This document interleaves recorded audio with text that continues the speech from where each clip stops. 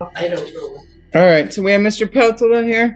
Ma'am, Can I'll you give you hear my me? name if you can prove charges exist. If not, I'll step behind the bar underneath copyright law. All right, hold on. I'll call your case and I'll give you the floor. Just page one. Just page one, if you would, please. Thank you.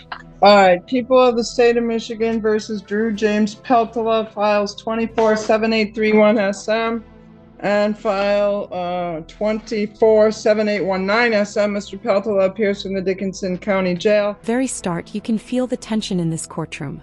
The judge hasn't even managed to finish calling the case before Drew Pella jumps in, talking over her. It's a preview of what's to come. A defendant who's not just contesting the charges, but questioning the authority of the entire court itself. Known as Drew James Peltola appears before you as an entity. Hold on a minute. Just let me make the appearances, then I'm going to give you the floor, okay? In regard to the matter, Nancy Schaub is here as both his counsel on the underlying file on 247819SM, as well as the first bond violation. She's here as CAFA counsel on bond violation number 2 in this file, as well as a new file of 7831SM. Kristen Cass is here on behalf of the prosecutor's office. Drew Peltola, I'm going to give you an opportunity now to say whatever you want to say. Go ahead. Ma'am, I was trying to get a ride to court this morning. This bond violation.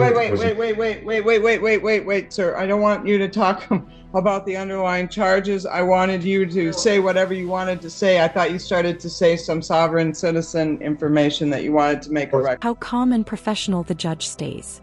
She keeps things structured, introduces the attorneys, and gives Drew a fair shot to speak his mind. But instead of addressing his bond or the details of his case, Drew starts heading in a completely different direction, turning his time into a speech that sounds more like an ideological protest than a legal national that's defined in the United States Code. And I do believe that underneath copyright, once my name is copyrighted through the Daily News, once I put that copyright on your paperwork, that's something called copyright impoundment. That means that under Erie Railroad versus Tompkins, the fictitious entity under due process law does not apply to my sui juris living being. All right, is there anything else you'd like to state for the record concerning American non-citizen national as defined under the U.S. Code? Drew declares, once my name is copyrighted and I apply that to your documents, it becomes copyright empowerment. Under Erie Railroad versus Tompkins, the fictional entity in due process law doesn't apply to me as a sui juris living being. The judge listens patiently, then asks, all right, Mr. Pella, is there anything else you'd like to add for the record? If he can make those arrangements to get down to Green Bay to take care of that. He's given me the name of his attorney, and I'm going to contact that attorney and see what Mr. Peltola needs to be doing with regard to that case. So if the court does not grant a bond that he can post, perhaps we can make arrangements for him to appear from the jail here. All right, concerning the matter, then I have some concerns regarding Mr. Peltola. He seems to be on a spiral.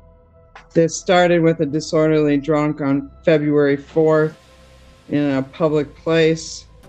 I saw him on February 5th. I set his bond terms.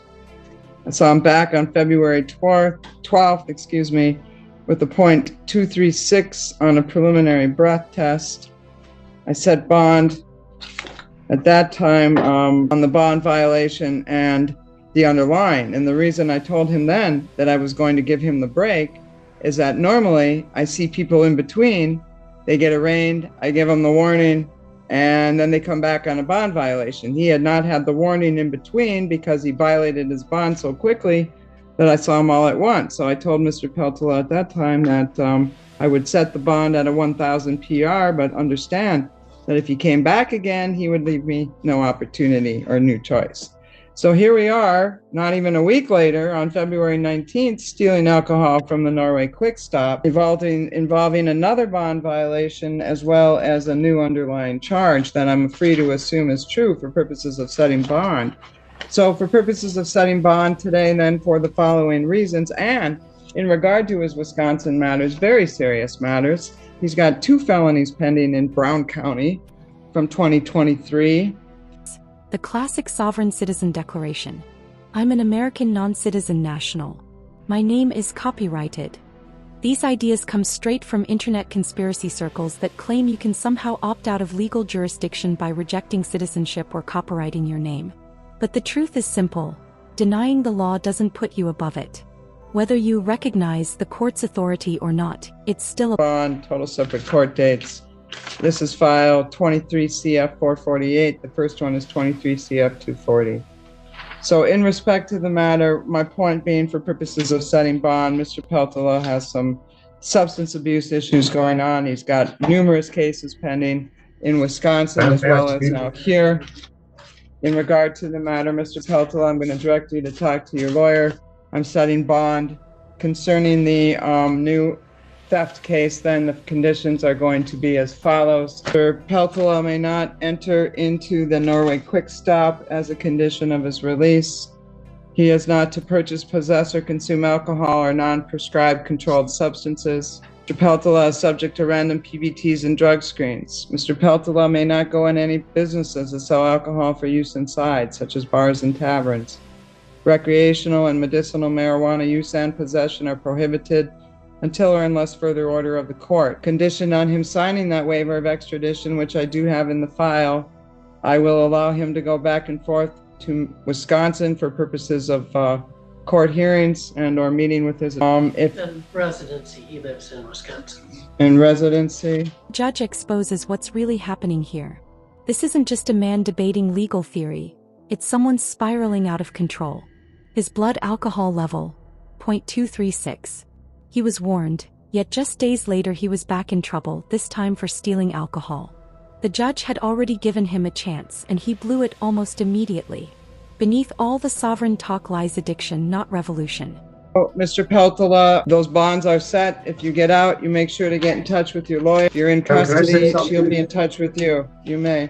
Can I say- Yes. You know, I don't understand how I can tell you that I'm an American national and you can hold me in a county jail under bond. Especially today, when I was arrested on a larceny under $200, somebody changed case prefixes and the warrant got dropped to a misdemeanor. And now you're still going to illegally hold me in a county jail? Drew's facing several pending felonies in Wisconsin.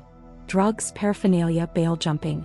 He's been bouncing from state to state, picking up new charges, skipping court dates, and hiding behind sovereign rhetoric as a shield.